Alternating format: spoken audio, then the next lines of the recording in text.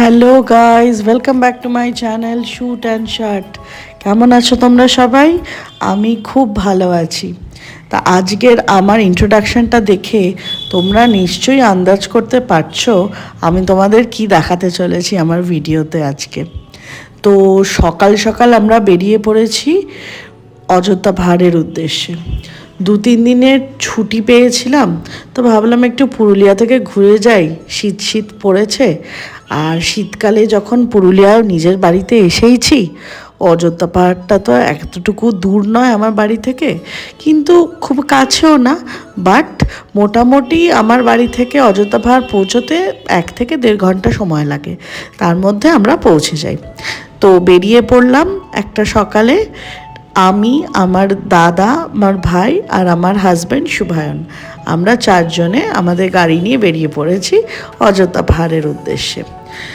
তো আপাতত তো সকাল সকাল বাড়ি থেকে বেরিয়েছি, খেয়ে দিয়েই বেরিয়েছি বাড়ি থেকে যখন বেরিয়েছি। এরপর ভাবলাম তোমরা সবাই এখন যেহেতু শীতকাল, যারা ওয়েস্ট বেঙ্গলে থাকো বা অনেকেই যারা ওয়েস্ট বেঙ্গলের বাইরেও থাকো, তারা এই শীতে বাচ্চাদের স্কুলের যখন ছুটি পড়ে বা নিজেদের অফিসের থেকে একটু অবসর পেলে মনে হয় মনটা যে একটু ঘুরে আসি। তো ঘুরে আসি বলতে খুব দূরে তো যাওয়া সম্ভব হয় না আপাতত, তাই জন্য তোমাদেরকে দেখাচ্ছি আমাদের পুরুলিয়ার অযোধ্যা পাহাড়ে তোমরা ঘুরতে এলে কি কি পাবে, কি কি না পাবে, আর কোন সময়টা ঘুরতে আসার জন্য ভালো।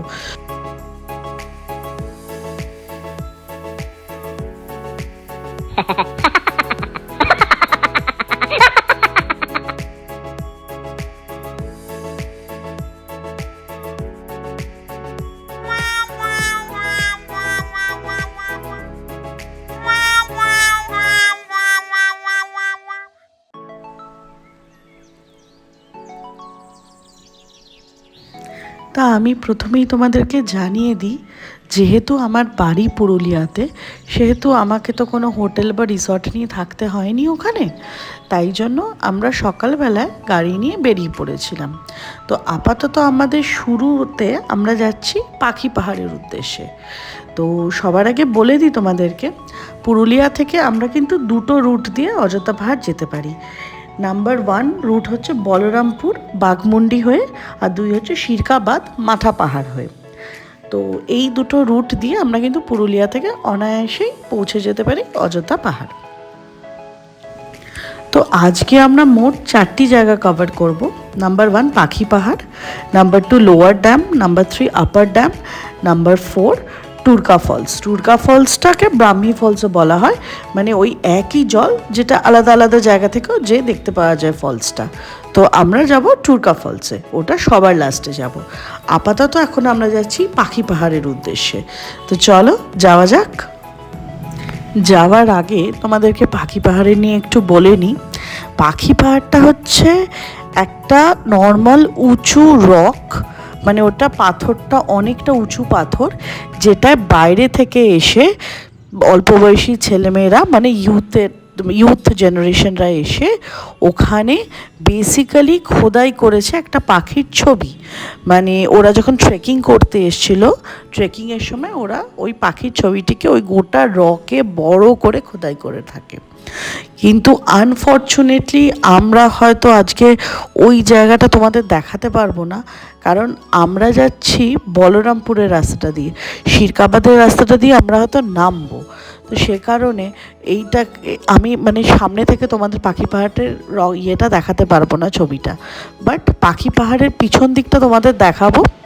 তোমরা চাইলে ড্রাইভারের সাথে কথাবার্তা বলে বা যে তোমাদের ট্যুর গাইড থাকবে তার সাথে কথাবার্তা বলে তোমরা তখন সামনের দিকে গিয়ে দেখতেই পারো। কিন্তু ওখানের বিশেষ আকর্ষণ হচ্ছে ওই অত বড় একটি উঁচু পাহাড়ের সমান পাথরে কিভাবে চক দিয়ে বা খোদাই করে কি সুন্দর এঁকেছে পাখিটা, ওটাই দেখার বস্তু ওখানে। তো এই যে চারিদিকটা দেখো কি সুন্দর লাগছে, ভীষণ ভালো লাগছে। আর অদ্ভুতভাবে একটা রোদ ঝলমলে দিনও পাওয়া গেছে, সব থেকে বড় কথা। শীতকালে না সব সময় তো রোদ পাওয়া যায় না, মাঝে মাঝে আমাদের এদিকটা ক্লাউডিও থাকে। এখন যেহেতু রিসেন্টলি একটা কোথাও বোধহয় নিম্নচাপ এসেছে, কিছু একটা শুনলাম, সেই কারণে মোটামুটি ভয়ে ভয়েই ছিলাম আমরা, যে কে জানে বাবা ওয়েদার কেমন পাবো, আবার যদি বৃষ্টি নেমে যায় তাহলে তো হয়ে গেল, সব শেষ। কারণ এই 2-3 দিনের জন্য এসছি, ভাবলাম যখন একটু ঘুরে আসি এই জায়গাতে, আর তার মধ্যে বৃষ্টি পড়ে যদি সব ভেস্তে যায় তাহলে তো আর কিছু বলারই নেই। উফ, যত দেখছি চোখ যেন জুড়িয়ে যাচ্ছে। এই সুন্দর সুন্দর গ্রামের পথ, দূরে পাহাড়, গরু, বাছুর, ছাগল কিনা নেই, খুব সুন্দর লাগে।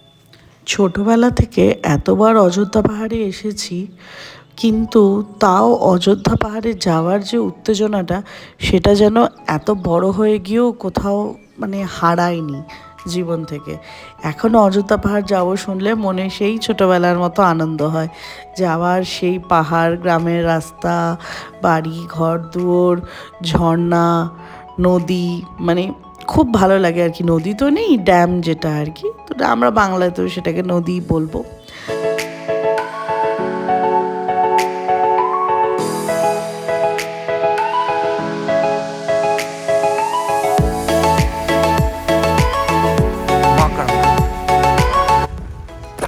मक्कड़ मानव।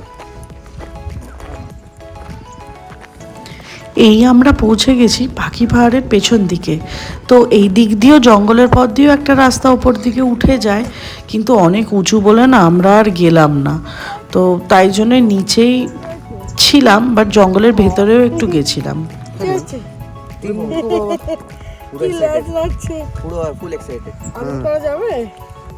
হালকা হাত বাড়া, কিন্তু ও পেছন পেছন যাবে তাহলে। টিঙ্কু বাবা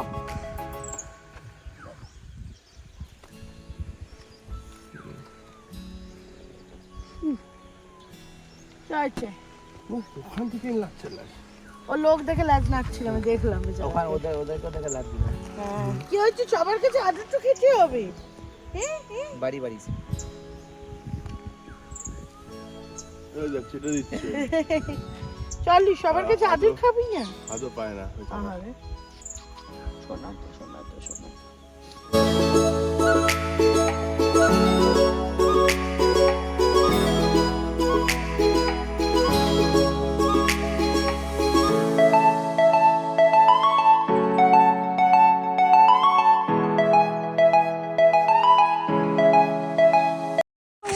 আগেকার জমানার লোকগুলো এমনি করতে পারতো না। তুই দাঁড়া, আমি তুলে দিচ্ছি।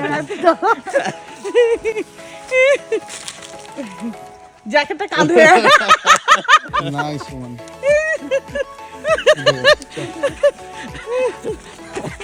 আর খালি এর সাথে দরকার ছিল এই সরু সুইমার সানগ্লাস গুলো। কেন যে ওটা পড়তো ভগবান জানে। নীল বা সবুজ। মাগো, আমরা অ্যাকচুয়ালি এখন ঠিক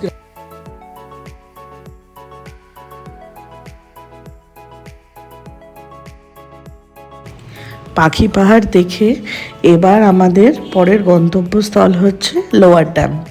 তো তোমরা রাস্তাটা এনজয় করতে থাকো, ততক্ষণ আমি ছোট ছোট কয়েকটা গল্প তোমাদের সাথে ভাবছি একটু শেয়ার করে নিই।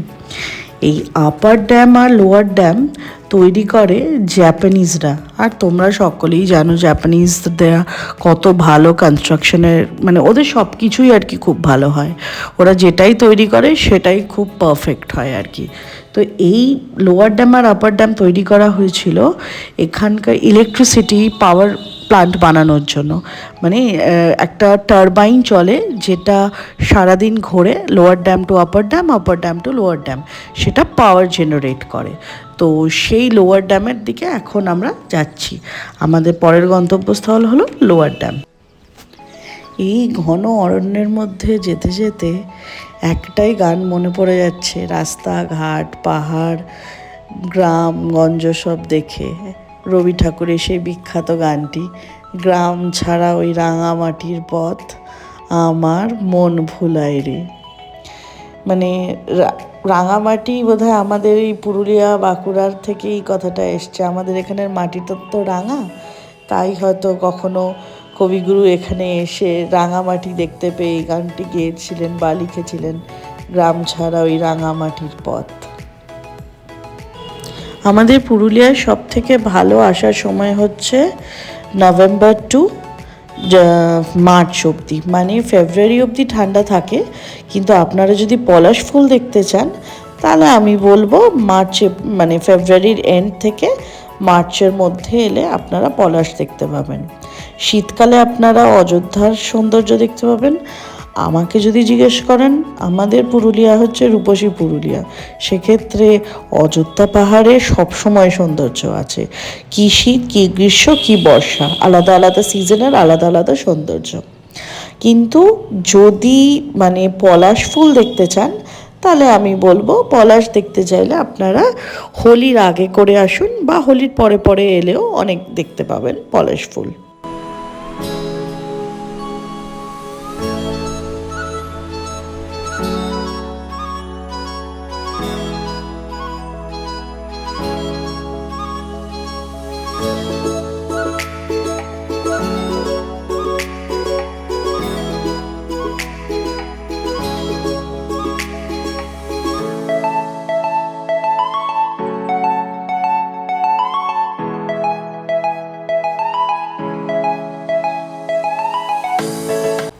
পৌঁছে গেছি আমরা লোয়ার ড্যামের এখানে। এই দেখুন কি সুন্দর না, পুরো পিকচার পারফেক্ট। তো উপর থেকে এত সুন্দর জলটা লাগে, পুরো ঝকঝক করছে জলটা, আর রোদ পড়ে যেন টলটলে জলটাতে মনে হচ্ছে পুরো একদম রোদের সুন্দর সোনালি চাদর কেউ বিছিয়ে দিয়েছে, নীল আভা, তার সাথে সোনালি চাদরে চারিদিকটা মোড়া, মানে অপূর্ব এক দৃশ্য। মানে এত ভালো লাগে, ক্যামেরার ভিডিওতে তো ভালো লাগেই, কিন্তু চোখে দেখে যেই অনুভূতিটা, সেই অনুভূতিটা আপনারা একমাত্র পাবেন আপনারা যদি ঘুরতে আসেন এখানে, তাহলে আপনারা চোখের শান্তিটা করে যেতে পারবেন, আমি এইটুকু গ্যারেন্টি দিয়ে বলতে পারি। অযোধ্যাতে চড়িদা বলে একটি গ্রাম আছে, যেটি পাহাড়ের উত্তর দিকে পাওয়া যাবে। সেখানে তৈরি হয় বিশ্ববিখ্যাত ছৌ মুখোশ। কথায় বলে যে এই মুখোশটি তৈরি করা হয় এখানকার বিখ্যাত নৃত্য, যাকে আমরা সবাই ছৌ নাচ বলে বা ছৌ নৃত্য বলে চিনি। আর এই ছৌ নাচ শুরু করেছিলেন মানভূমে বাঘমুন্ডির রাজা মদন মোহন সিংদেও। তার উদ্যোগেই শুরু হয় মানভূমে ছৌ নাচ। আর এই সেই ছৌ নাচ আজ পৃথিবী বিখ্যাত, ইউএসএ অবধি সে পৌঁছে গিয়ে আমাদের সারা মানভূমবাসীকে গর্বিত করেছে, এবং ইউনেস্কোর থেকেও তো সে একটা বড় শিরোনাম পেয়েছে। সেই শিরোনামের নাম হচ্ছে intangible culture heritage of humanity.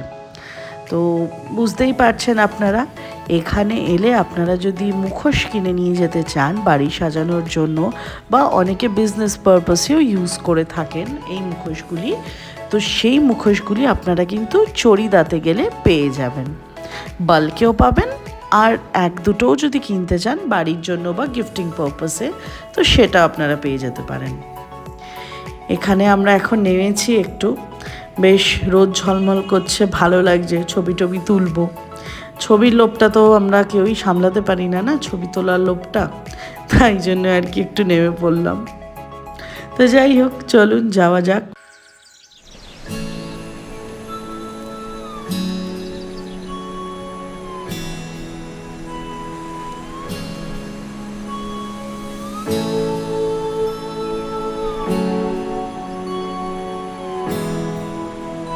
আমরা ভেবেছিলাম আগে আপার ড্যামটা দেখতে যাব, কিন্তু ড্রাইভার দাদা বললেন টুরকা ফলসটা আগে দেখে নিই, কারণ ওখানে তো খুব ভিড় হয়ে যায়, আর একটু যদি সন্ধে হয়ে যায় আর কি, তখন তার ওখানে নামা যাবে না, তাই জন্য টুরকা ফলসটা দেখে নিলাম। কি সুন্দর দেখুন, মানে এই ঠান্ডাতেও যে এত জল আছে ভাবাই যায় না, সম্ভব সুন্দর লাগছে। এর নিচেও আরও নামা যায়, মানে অনেকটা নিচে আর কি যাওয়া যায়, যেটা মানে ব্রাহ্মী ফলস বলে ওটাকে। তো ব্রাহ্মী ফলসটায় আর কি যেতে পারলাম না আমরা, তো তাই জন্য টুরকা ফলসটা দেখি আবার আমরা রওনা দিলাম আপার ড্যামের জন্য। তো আপনাদেরকে আমি শুরুতে ভিডিও স্টার্টিংয়ে বলেছিলাম অবশ্য আমরা 4 জায়গায় যাচ্ছি, Pakhi Pahar, lower dam, upper dam, Turga falls. But এর মধ্যে আরেকটা নতুন জায়গা অ্যাড হয়েছে, যেটা সম্বন্ধে আমার খুব একটা ধারণা ছিল না। ড্রাইভার দাদা বললেন যে ওই জায়গাটা আমরা দেখতে যেতে পারি, সেটার নাম হচ্ছে মার্বেল লেক। এই মার্বেল লেকে নিয়ে গিয়ে আপনাদেরকে মার্বেল লেকে নিয়ে অনেক গল্প বলবো। আপাতত দেখুন আমরা কোথায় পৌঁছে গেছি, সেটা হচ্ছে আপার ড্যামে। এই জায়গাটা দেখলে যদি কেউ এই ভিডিওটা দেখায় কাউকে, সে যদি এই জায়গাটার সাথে পরিচিত না হয় এই বাংলা বোর্ড বা লেখাগুলো ছাড়া, সে কিন্তু অনায়াসে ভাববে এটা বিদেশের কোনো জায়গা। মানে আমাদের দেশে এত পরিষ্কার জল, মানে পলিউশনের জন্য হয়তো আমরা খুব একটা দেখতে পাই না সচরাচর।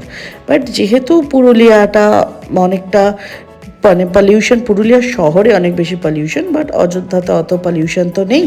বাট এখন ধীরে ধীরে ট্যুরিস্ট আসছে, গাড়ি ঘোড়া করে আমরা যাচ্ছি, সব করে আমরা তো একটা পার্ট পলিউশন হওয়ার, তাই নয় কি? শুধু শুধু বকবকার করব না, আপনারা বরং এই ভিউটা এনজয় করুন, আর আমিও করি। ঘুরতে ঘুরতে চলে এলাম এই মার্বেল লেকে। এই লেকটির আসল নাম মার্বেল লেক না, এটির নাম হচ্ছে তারপানিয়া লেক। চলতি ভাষায় এটির নাম দেওয়া হয়েছে মার্বেল লেক। এইটি আগে একটি মাইন ছিল। লোকালসরা কিন্তু এটিকে ব্লু ড্যাম বা পাতাল ড্যাম বলে থাকে এর নীল টলটলের জলের জন্য। জায়গাটা কি অসাধারণ না? এখানে কিন্তু অনেক সিনেমা, বাংলা ওয়েব সিরিজেরও শুটিং হয়েছে। অনেকের মনে প্রশ্ন আসে যে কিভাবে ফ্রম নোওয়্যার এই লেকটি চলে আসলো। এটি ফ্রম নোওয়্যার আসেনি। বলা হয় যে যখন 4th লার্জেস্ট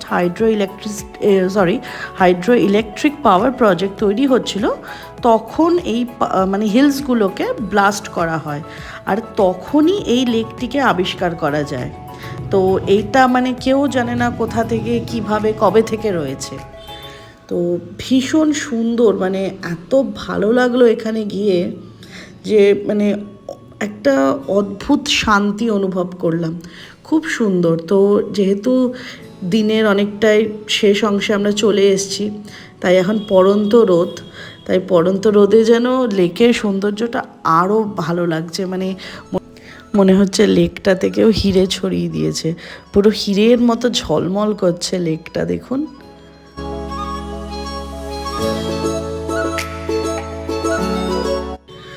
চলুন, ইচ্ছে না থাকলেও বিদায় জানাতে হচ্ছে অযোধ্যা পাহাড়কে। এবার অনেক দেরি হয়ে যাচ্ছে, ধীরে ধীরে বাড়ির দিকে রওনা দিতে হবে। আমরা কিছু খাইও নি, রাস্তায় একটা কোথাও খেয়ে নেব। ভিডিওটা অনেকটা বড় হয়ে যাচ্ছে, তাই জন্য খাবার ভিডিওটা আর আপনাদের সাথে শেয়ার করতে পারলাম না, এক্সট্রিমলি সরি। আর এদিকে আমি কিছু কিছু আমাদের সারাদিনের ছবি অ্যাটাচ করে দিয়েছি, আশা করি আপনাদের খুব ভালো লাগবে, সেই ছবিগুলো আপনারা এনজয় করবেন। আর আমি আশা করছি আমার এই ভিডিওটাও আপনাদের ভালো লেগেছে। যদি ভালো লেগে থাকে আপনারা জানেন কি করতে হবে। Please do like, share, comment and subscribe, shoot and shut. তো আজকে এই পর্যন্তই, আবার দেখা হচ্ছে পরের ভিডিওতে। ততদিন সবাই ভালো থাকবেন, সুস্থ থাকবেন আর সাবধানে থাকবেন। আজকে তাহলে আসি, টাটা।